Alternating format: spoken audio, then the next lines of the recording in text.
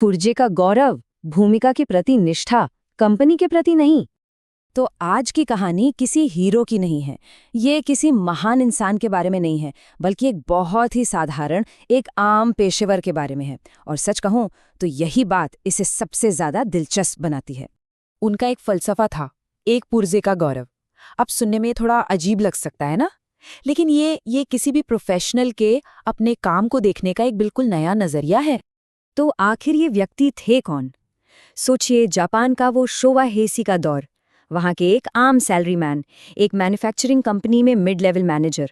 और उनकी हालत कुछ ऐसी थी कि वो हमेशा एक रीजनल फैक्ट्री और हेड ऑफिस के बीच में पिसते रहते थे। पारिवारिक जीवन वो भी बिल्कुल आम, एक वर्किंग वाइफ, 2 बच्चे और सिर पर एक होम लोन। मतलब बिल्कुल हमारे आपकी तरह। अपने करियर की शुरुआत में ही उन्हें काम को लेकर एक ऐसी गहरी बात समझ आ गई जिसने उनके सोचने और काम करने का पूरा तरीका ही हमेशा के लिए बदल दिया। उन्होंने एक चीज महसूस की कि कंपनियां तो अपनी फिलॉसफी, अपनी स्ट्रैटेजी बदलती रहती हैं।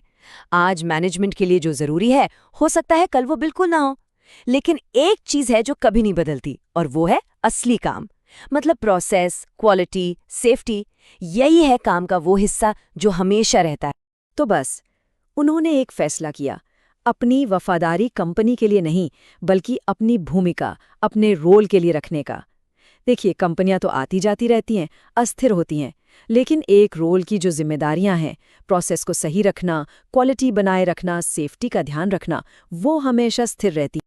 अब सबसे दिलचस्प बात यह है कि उन्होंने इस फिलॉसफी को असल जिंदगी में लागू कैसे किया। चलिए देखते हैं कि वो अलग अलग तरह के लोगों के साथ कैसे डील करते थे। शुरुआत करते हैं सबसे बड़ी और आम चुनौती से। जब हेड ऑफिस से ऐसे टारगेट आ जाएं जिनका जमीनी हकीकत से कोई लेना देना ही ना हो। उनका तरीका बहुत साफ था, इमोशनल होकर जवाब देना ही नहीं है। इसके बजाय उन्होंने हमेशा डेटा, लॉजिक और प्रोसेस मैप्स का इस्तेमाल किया। वो नंबर्स के जरिए दिखाते थे कि इन मांगों का असली काम पर क्या असर पड़ेगा। अपनी टीम को उन्होंने भावनाओं से नहीं, बल्कि तथ्यों से बचाया। और नतीजा ये हुआ कि उनका डिपार्टमेंट एक चट्टान की तरह बन गया, जिसे नजरअंदाज करना या कुचलना लगभग नामुमकिन था। अगली चुनौती है मुश्किल क्लाइंट्स। ये एक ऐसा सिरदर्द है जिससे शायद ही कोई प्रोफेशनल बचा हो। यहाँ भी उनका तरीका एकदम सीधा और सरल था। वो किसी के पद या कंपनी के बड़े नाम पर ध्यान नहीं देते थे।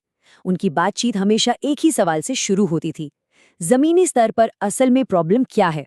उन्होंने कभी भी इमोशनल होकर सही गलत की लड़ाई नहीं लड़ी, बल्कि हमेशा एक प्रैक्टिकल समाधान खोजने पर जोर दिया। और इसी वजह से उनकी एक ऐसी इमेज बनी कि जब भी कोई संकट आता तो लोगों के जहन में सबसे पहला नाम उन्हीं का आता था। और अब बात करते हैं बाहरी पार्टनर्स की, यानी सप्लायर्स और सब कॉन्ट्रैक्टर्स की, जिन पर अक्सर सबसे ज्यादा दबाव डाला जाता है। यहाँ भी उनका नजरिया बिल्कुल तर्क पर आधारित था। उन्होंने कभी भी अपने सब कॉन्ट्रैक्टर्स पर आंख बंद करके दबाव नहीं डाला। क्यों? क्योंकि वो ये बात अच्छी तरह जानते थे कि ज्यादा दबाव में इंसान या तो झूठ बोलता है या फिर समस्याएं छुपाता है।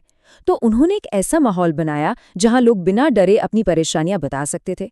और इसका फायदा ये हुआ कि छोटी छोटी दिक्कतें कभी भी एक बड़ी मुसीबत नहीं बन पाईं, उन्हें पहले ही सुलझा लिया जाता था।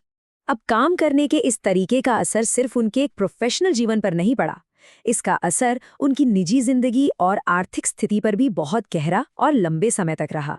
इस स्थिर नजरिए ने उनके परिवार को एक बहुत मजबूत आधार दिया। उनके बच्चों को अपने रास्ते खुद चुनने की आज़ादी मिली।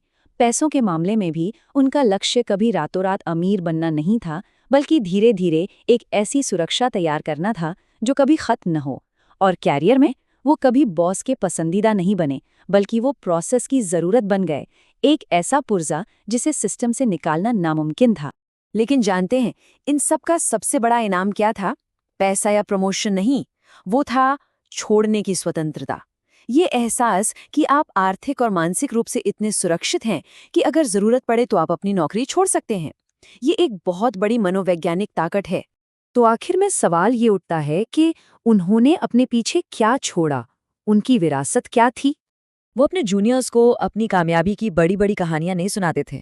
नहीं, इसके बजाय वो उन्हें ये सिखाते थे कि मुश्किलों से बचना कैसे है, गलतियों से कैसे दूर रहना है, और कब बस चुप रहकर तूफान को गुजर जाने देना है। शायद उन्हें उस वक्त वाहवाही नहीं मिली, लेकिन सालों बाद लोगों ने चुपचाप दिल से उनका शुक्रिया अदा किया। और यही यही इस पूरी सोच का निचोड़ है। एक सैलरीमैन का असली गौरव खुद को मशीन का पुर्जा मानने से इनकार करने में नहीं है, बल्कि इस समझदारी में है कि वो एक ऐसा मजबूत और भरोसेमंद पुर्जा बने जो कभी टूटता नहीं है।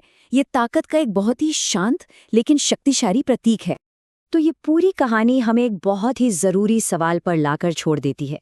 वो कौन सी भूमिका है, अपने काम का वो कौन सा हिस्सा है जो कभी नहीं बदलता, जिसके प्रति असल में हम सब निष्ठावान हैं।